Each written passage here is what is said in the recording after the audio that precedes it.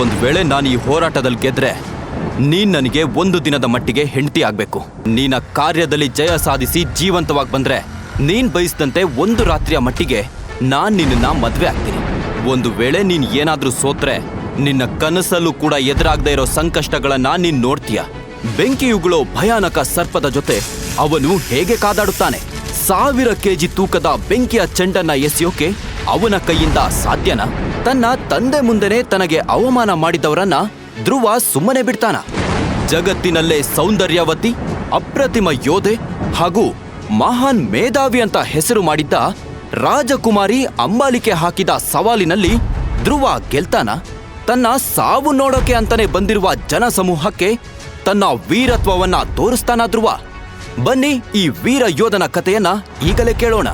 ಶಾಬಾಷ್ ಧ್ರುವ, ಎಷ್ಟೇ ಜನ್ಮ ಎತ್ತಿದ್ರೂ ನಿನ್ನಂತ ಹೇಡಿ ಯುದ್ಧ ಗೆಲ್ಲಕ್ಕಾಗಲ್ಲ. ಹೇಡಿ ಯಾರು, ವೀರ ಯಾರು ಅಂತ ಹೋರಾಟ ಮುಗಿದ್ಮೇಲೆನೆ ಗೊತ್ತಾಗುತ್ತೆ. ನಾನು ಹೇಳ್ದ ಹಾಗೆ ಯುದ್ಧದಲ್ಲಿ ಗೆದ್ರೆ ಒಂದು ರಾತ್ರಿಯ ಮಟ್ಟಿಗೆ ನನ್ನ ಜೊತೆ ಇರೋದಕ್ಕೆ ತಯಾರ? ಹಾಗಾದಾಗ ನೋಡ್ಕೊಳ್ಳೋಣ. ನೀನ್ ಯುದ್ಧ ಮಾಡೋದು ಹೇಗೆ ಅಂತ ರಾಜ್ಯಕ್ಕೆ ಗೊತ್ತು. ಆ ಯುದ್ಧದಲ್ಲಿ ನಿನ್ನ ಸಾವು ಹತ್ರ ಬರ್ತಾ ಇದೆ ಅಂತ ನನಗನ್ನಿಸ್ತಾ ಇದೆ. ಒಂದ್ ಮಾತ್ ಜ್ಞಾಪಕ ಇಟ್ಕೊ ಅಂಬಾಲಿಕೆ, ಮಹಾಚಕ್ರದ ಸ್ತಂಭದಲ್ಲಿ 9 ನಕ್ಷತ್ರಗಳನ್ನ ತೆಗೆದುಕೊಂಡು ಸೋಲರಿಯದ ವೀರ ಅಂತ ಹೆಸರು ಪಡೆದುಕೊಂಡು ನಿನ್ ಮುಖಕ್ಕೆ ಹಾಗೂ ಈ ನಾಡಿನ ಜನರ ಮುಖಕ್ಕೆ ಮಸಿ ಬಳಿತೀನಿ. ಇದು ನನ್ನ ತಾಯಿ ಮೇಲಾಣೆ ಅಂತ ಸವಾಲು ಹಾಕಿದ ರಾಜಕುಮಾರ. ಮಹಾಚಕ್ರ ಸ್ತಂಭದಲ್ಲಿ ಕಳಪೆ ಪ್ರದರ್ಶನ ತೋರಿಸಿದ್ರಿಂದ ಆ ನಗರದ ಜನರ ಮುಂದೆನೆ ಅಂಬಾಲಿಕೆ ಧ್ರುವನಿಗೆ ಅವಮಾನ ಮಾಡಿ ಅವನ ಜೊತೆ ಮಾಡ್ಕೊಂಡಿದ್ದ ನಿಶ್ಚಿತಾರ್ಥನ ಮುರಿದುಕೊಳ್ಳೋದಕ್ಕೆ ನಿರ್ಧಾರ ಮಾಡಿದ್ಲು. ಇಂಥ ಹೇಡಿ ಜೊತೆ ಮದ್ವೆ ಆಗೋ ಇಚ್ಛೆ ನನಗಿಲ್ಲ. ಹಾಗೆಲ್ಲ ಹೇಳ್ಬೇಡ, ನಮ್ಮ ನಗರದ ಜನರ ಮುಂದೆ ನನ್ ತಲೆ ತೆಗೆಸ್ಬೇಕಾಗುತ್ತೆ ಅಂತ ಹೇಳಿ ರಾಜಕುಮಾರಿ ಅಂಬಾಲಿಕೆ ಮುಂದೆ ರಾಜ ಅರುಣೇಂದ್ರ ಕೈ ಮುಗಿದಾಗ ಅದನ್ನ ನೋಡಿ ಧ್ರುವನಿಗೆ ತುಂಬಾ ಕೋಪ ಬಂತು. ರಾಜ ಅರುಣೇಂದ್ರ ಮಾಡಿದ್ದನ್ನ ನೋಡಿ ನಗರದ ಜನ ಎಲ್ಲ ಗಾಬರಿಯಾದ್ರು. ಅದನ್ನ ಯಾರೂ ಕೂಡ ಊಹಿಸಿರ್ಲಿಲ್ಲ. ರಾಜ ಅರುಣೇಂದ್ರ, ನಿಮ್ಮ ಮಗ ಧ್ರುವ ಹೀಗೆ ಎಲ್ಲರ ಮುಂದೆ ಅವಮಾನ ಎದುರಿಸ್ತಾ ಇರೋದಕ್ಕೆ ನೀವೇ ಕಾರಣ.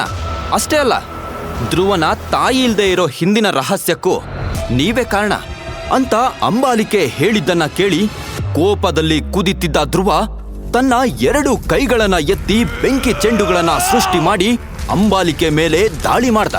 ಆಗ ಅವಳು ಅದನ್ನ ತಕ್ಷಣ ಭಸ್ಮ ಮಾಡಿದ್ದನ್ನ ನೋಡಿ ನಗರದ ಜನ ಎಲ್ಲ ಜೋರಾಗಿ ನಕ್ರು. ಪಾಪ, ನನ್ನ ಶಕ್ತಿಯ ಬಗ್ಗೆ ರಾಜಕುಮಾರನಿಗೆ ಗೊತ್ತಿಲ್ಲ ಅನಿಸುತ್ತೆ. ಅಂಬಾಲಿಕೆ ಹೇಳಿದ್ದನ್ನ ಕೇಳಿ ಸಭೆಯಲ್ಲಿದ್ದವರೆಲ್ಲ ಧ್ರುವನನ್ನ ನೋಡಿ ನಗ್ತಾ ಇದ್ದಿದ್ರಿಂದ ಧ್ರುವನಿಗೆ ತೀರಾ ಅವಮಾನ ಆಯಿತು. ಅಲ್ಲಿದ್ದವರೆಲ್ಲ ಹೇಡಿ ರಾಜಕುಮಾರ, ಹೇಡಿ ರಾಜಕುಮಾರ ಅಂತ ಕೂಗೋಕೆ ಶುರು ಮಾಡಿದ್ರು. ಅದೇ ಸಭೆಯ ಮುಂದೆ ಮಹಾಚಕ್ರದ ಸ್ತಂಭದಲ್ಲಿ ನನ್ನ ಶಕ್ತಿ ಏನು ಅಂತ ಅಂಬಾಲಿಕೆಗೆ ತೋರಿಸ್ತೀನಿ ಅಂತ ಧ್ರುವ ಶಪಥ ಮಾಡಿದ್ದ. ಈ ರೀತಿ ಅವಮಾನ ಆದ್ಮೇಲೆ ಅರಮನೆ ಬಿಟ್ಟು ಧ್ರುವ ಹೊರಗೆ ಬಂದ. ಅಮ್ಮ, ಈ ರೀತಿ ಹೇಡಿ ಅಂತ ಕರೆಸ್ಕೊಳ್ಳೋದಕ್ಕೆ ನನ್ನನ್ನು ಹುಟ್ಟಿಸಿ ಬಿಟ್ಟು ಹೋದ್ಯಾ ಅಮ್ಮ? ಉತ್ತರ ಕೊಡು. ಗಾಂಧರ ನಗರದ ಜನರು ಯಾರೂ ಕೂಡ ಆ ಅಮಾನುಷ ಶಕ್ತಿಗಳಿಂದ ಕೂಡಿದ್ದ ಸ್ಮಶಾನಕ್ಕೆ ಹೋಗುತ್ತಿರಲಿಲ್ಲ. ಅಲ್ಲಿ ಸೈತಾನ ಶಕ್ತಿಗಳು ತುಂಬಿಕೊಂಡಿವೆ ಎಂದು, ಅಲ್ಲಿಗೆ ಹೋದವರು ದುರ್ಮರಣ ಹೊಂದುತ್ತಾರೆ ಎಂದು ಆ ಊರಿನ ಜನ ತುಂಬಾ ವರ್ಷಗಳಿಂದ ನಂಬಿದ್ದರು. ಅದೇ ಕಾರಣಕ್ಕಾಗಿ ಅಲ್ಲಿಗೆ ಹೋಗಬಾರದು ಅಂತ ಹೇಳಿದ್ರು. ಆದ್ರೂ ಅದನ್ನೆಲ್ಲ ಮೀರಿ ಧ್ರುವ ಒಳಗೆ ಹೋದ. ಅಲ್ಲಿ ತನ್ನ ತಾಯಿ ಸಮಾಧಿ ಮುಂದೆ ಕೂತ್ಕೊಂಡು ಆಗಿದ್ದನ್ನೆಲ್ಲ ಹೇಳ್ಕೊಳ್ತಾ ಇದ್ದ. ನಾನ್ ಏನ್ ಪಾಪ ಮಾಡಿದ್ದೆ ಅಮ್ಮ? ಚಿಕ್ಕ ವಯಸ್ಸಿನಿಂದ ಗಾಂಧಾರ ನಗರದ ಜನರಿಂದ ಹಿಡಿದು ಎದುರಿಗೆ ನಿಂತ ಎದುರಾಳಿಗಳವರೆಗೂ ಎಲ್ಲರೂ ಧ್ರುವನನ್ನ ಹೇಳಿ ಕೈಲಾಗದವನು ಅಂತ ಅವಮಾನ ಮಾಡ್ತಿದ್ರು. ಇವತ್ತು ತನ್ನ ಕಣ್ಣ ಮುಂದೆನೆ ತನ್ನ ತಂದೆ ಕೈ ಮುಗಿದು ನಿಂತಿದ್ದು ಅವನಿಗೆ ತಡೆದುಕೊಳ್ಳಲು ಆಗ್ಲಿಲ್ಲ. ಧ್ರುವನ ತಾಯಿ ಒಬ್ಬಳು ವೀರ ಯೋಧೆಯಾಗಿದ್ಲು. ಎದುರಿಗೆ ನಿಂತವರು ಅವಳ ಹೆಸರು ಕೇಳಿದ್ರೇನೆ ನಡುತ್ತಾ ಇದ್ರು. ಅಮ್ಮ, ಇವತ್ ನಾನ್ ನಿನ್ ಮಗನೇ ಅಲ್ಲ ಅಂತ ಹೇಳ್ತಿದ್ದ ಹಾಗೆ ಯಾರೋ ಇಲ್ಲದ ಆ ಸ್ಮಶಾನದಲ್ಲಿ ಧ್ರುವನಿಗೆ ಅವರ ಅಮ್ಮ ಕೊಟ್ಟಿದ್ದ ಉಂಗುರ ಹೊಳೆಯೋಕೆ ಪ್ರಾರಂಭ ಆಯಿತು. ಎಲ್ಲಾ ದಿಕ್ಕಿನಲ್ಲೂ ಜೋರಾಗಿ ಸಿಡಿಲು ಬಡಿಯಲು ಪ್ರಾರಂಭವಾಯಿತು. ಅಲ್ಲಿನ ಕಲ್ಲುಗಳಲ್ಲಿ ಯಾವುದೋ ಒಂದು ವಿಚಿತ್ರವಾದ ಶಬ್ದ ಬರ್ತಾ ಇತ್ತು. ತನ್ನ ಅಮ್ಮನ ಸಮಾಧಿ ಹತ್ತಿರ ಕುಳಿತ ಧ್ರುವನಿಗೆ ಅಲ್ಲಿ ಒಂದು ದಟ್ಟವಾದ ಹೊಗೆ ಬಂದಿದ್ದು ಕಾಣಿಸ್ತು. ಅದನ್ನ ನೋಡಿ ಧ್ರುವ ಹೆದರಿಬಿಟ್ಟ. ಈಗ ಏನ್ ಮಾಡ್ಬೇಕು ಅಂತ ತಿಳಿಯದೆ ನಿಂತಿದ್ದ. ಆ ಉಂಗುರವನ್ನೇ ನೋಡ್ತಾ ನಿಂತಿರುವಾಗ ಆ ಹೊಗೆಯಿಂದ ಒಬ್ಬ ವ್ಯಕ್ತಿ ಹೊರಗೆ ಬಂದ. ಆ ವ್ಯಕ್ತಿಯನ್ನ ನೋಡಿ ಧ್ರುವ ಬೆಚ್ಚಿ ಬಿದ್ಬಿಟ್ಟ. ಬಿಳಿ ಉದ್ದನೆಯ ಕೂದಲು, ಬಿಳಿ ಬಟ್ಟೆ, ಕೆಂಪು ಬಣ್ಣದ ಹೊಳೆಯುತ್ತಿರುವ ಕಣ್ಣುಗಳನ್ನ ಕಂಡು ಧ್ರುವ ನಡುತ್ತಾ ನಿಂತ. ಆಗ ಆ ವ್ಯಕ್ತಿ ಧ್ರುವನ ಹತ್ತಿರ ಬರೋದ್ ನೋಡಿ, ನನ್ನ ಹತ್ರ ಬರ್ಬೇಡ, ಯಾರ್ ನೀನು ಅಂತ ಹೇಳಿ ತನ್ನ ಶಕ್ತಿ ಬಳಸಿ ಧ್ರುವ ಅವನನ್ನ ತಡಿತಾ ಇದ್ದ. ಆದ್ರೆ ಆ ವ್ಯಕ್ತಿ ತುಂಬಾ ಸಲೀಸಾಗಿ ಆ ತಾಳಿಗಳನ್ನ ತಡೆದ. ಕೂಡಲೇ ಅವನು ಕೇವಲ ತನ್ನ ಕಣ್ಣುಗಳಿಂದ ಧ್ರುವನನ್ನ ಗಾಳಿಯಲ್ಲಿ ತೇಲುವ ಹಾಗೆ ಮಾಡ್ದ. ಯಾರ್ ನೀನು? ನನಗಿಂತ ಇಷ್ಟೊಂದು ಶಕ್ತಿ ಇರೋನ ನೀನು ಅಂತ ಧ್ರುವ ಹೇಳ್ತಿದ್ದ ಹಾಗೆ ಆ ವ್ಯಕ್ತಿ ಭಯಂಕರವಾಗಿ ನಗ್ತಾ ಇದ್ದ. ನಂತರ ಧ್ರುವನ ಕಡೆಗೆ ಆಕ್ರೋಶದಿಂದ ನಡ್ಕೊಂಡ್ ಬರ್ತಾ ಇರುವಾಗ ಅವನ ಕೊರಳಲ್ಲಿ ಕಂಡ ಸರವನ್ನು ನೋಡಿದ ಧ್ರುವ ಆಶ್ಚರ್ಯದಿಂದ, ಮಹಾಶಕ್ತಿಗಳನ್ನ ಸೋಲಿಸುವ ವೀರ ಯೋಧರಿಗೆ ಮಾತ್ರ ಅಲ್ವೇ ಈ ತಾಯ್ತ ಸಿಗುವುದು? ಇದು ನಿನ್ನ ಹತ್ರ ಹೇಗ್ ಬಂತು ಅಂತ ಧ್ರುವ ಕೇಳ್ತಾ ಇದ್ದ ಹಾಗೆ ಆಕ್ರೋಶದಿಂದ ನಗ್ತಾ ಇದ್ದ ಆ ವ್ಯಕ್ತಿ, ಇದನ್ನ ನನಗೆ ಕೊಟ್ಟಿದ್ದು ನಿನ್ ತಾಯಿನೇ ಧ್ರುವ. ನಮ್ಮಮ್ಮ ಕೊಟ್ಟಿದ್ದ?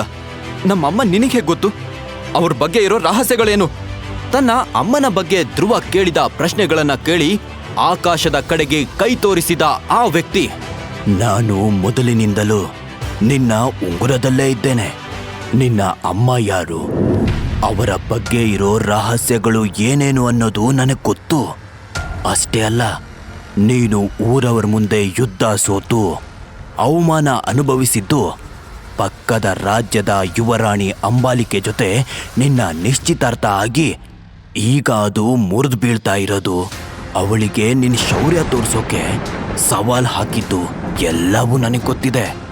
ನಿನ್ನ ಕಳೆದು ಹೋದ ಶಕ್ತಿಯ ಬಗ್ಗೆ, ಅದನ್ನ ಮರಳಿ ಪಡೆದುಕೊಂಡು ನೀನೊಬ್ಬ ಅಪ್ರತಿಮ ಯೋಧ ಹೇಗೆ ಆಗುವುದು ಎಂಬುದರ ಬಗ್ಗೆ ನನಗೆ ಗೊತ್ತು.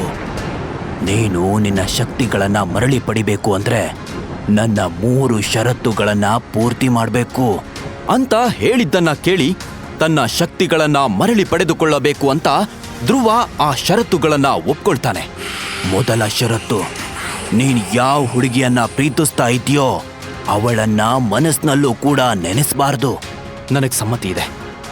2ನೇ ಷರತ್ತು, ಇದುವರೆಗೂ ಯಾರು ತಯಾರಿಸದೇ ಇರೋ ಅಮೃತಧಾರ ಜಲವನ್ನ ನೀನು ನನಗೆ ತಯಾರು ಮಾಡಿ ಕೊಡಬೇಕು. ಅದಕ್ಕೂ ಸಮ್ಮತಿ ಇದೆ ಅಂತ ಧ್ರುವ ಹೇಳ್ತಾನೆ. 2 ಷರತ್ತುಗಳನ್ನ ಒಪ್ಪಿಕೊಂಡ ಧ್ರುವ 3ನೇ ಷರತ್ತು ಏನಿರಬಹುದು ಅಂತ ಕುತೂಹಲದಿಂದ ಕಾಯ್ತಾ ಇದ್ದ. ಹೇಳಿ, ನಿಮ್ಮ 3ನೇ ಷರತ್ತು ಏನು ಅಂತ ಧ್ರುವ ಕೇಳಿದ ಕೂಡಲೇ, ಇದೇ ನನ್ನ 3ನೇ ಷರತ್ತು ಅಂತ ಆ ವ್ಯಕ್ತಿ ಧ್ರುವನ ತಾಯಿಯ ಬಗ್ಗೆ ಇದ್ದ ಆ ರಹಸ್ಯವನ್ನ ಹೇಳಿದ ಕೂಡಲೇ ಧ್ರುವನಿಗೆ ಸಿಡಿಲು ಬಡೆದ ಹಾಗಾಯ್ತು. ಆ ವ್ಯಕ್ತಿ ಹೇಳಿದ 3ನೇ ಷರತ್ತು ಏನು? ಧ್ರುವನ ತಾಯಿಯ ಸಾವಿನ ಹಿಂದೆ ಇರುವ ರಹಸ್ಯವಾದರೂ ಏನು? ತನ್ನ ಕಳೆದುಕೊಂಡ ಶಕ್ತಿಗಳನ್ನ ಮರಳಿ ಪಡಿತಾನ ಧ್ರುವ? ತನ್ನನ್ನ ಅವಮಾನ ಮಾಡಿದವರ ಮುಂದೆ ತಾನೊಬ್ಬ ವೀರ ಯೋಧ ಅಂತ ಧ್ರುವ ಸಾಬೀತುಪಡಿಸ್ತಾನ? ಅಂಬಾಲಿಕೆ ವಿರುದ್ಧ ಹಾಕಿದ ಸವಾಲನ್ನ ಧ್ರುವ ಗೆಲ್ತಾನ? ರೋಚಕ ತಿರುವುಗಳುಳ್ಳ ಈ ಕಥೆಯನ್ನ ಕೇಳೋದಕ್ಕೆ ಈಗಲೇ ಡೌನ್ಲೋಡ್ ಮಾಡಿ ಪಾಕೆಟ್ FM ಮತ್ತು ಕೇಳಿ ಯೋಧ.